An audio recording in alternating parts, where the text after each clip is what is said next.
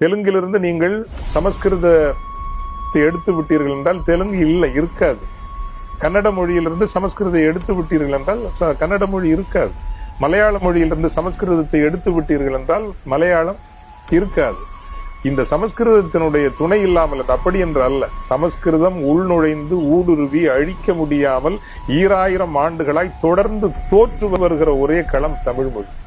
அதை அழிக்கிறதுக்கு 1000 வழிகளை தேடுறாங்க. சோ எங்களுக்கு எம்மை அழிக்க முயன்ற ஒரு மொழி, முயன்று கொண்டிருக்கிற மொழி என்கின்ற நினைவும் நிரூபணமும் இருக்கிறது. இது வெறும் ஏதோ ஒரு மாய அச்சம் அல்ல, பொய் அச்சம், போலி அச்சம் அல்ல. இது உண்மையான அச்சம். மனித குலத்தின் மீது திட்டமிட்டு அந்த இனத்தை அழிக்க வேண்டும் என்று போர் செய்கிறவர்கள், வன்முறைகளை நிறுவனமயப்படுத்துகிறவர்களை ஜெனசைடுன்னு சொல்றோம்.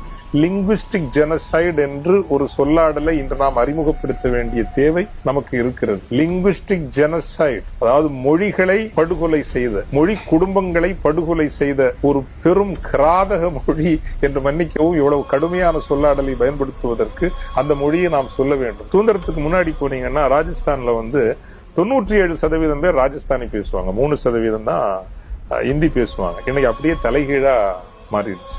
மைதிலியாக இருக்கலாம், போஜ்பூரியாக இருக்கலாம். இப்படி மொழிகளை கொன்றொழிக்கின்ற ஒரு தெலுங்கிலிருந்து நீங்கள் சமஸ்கிருத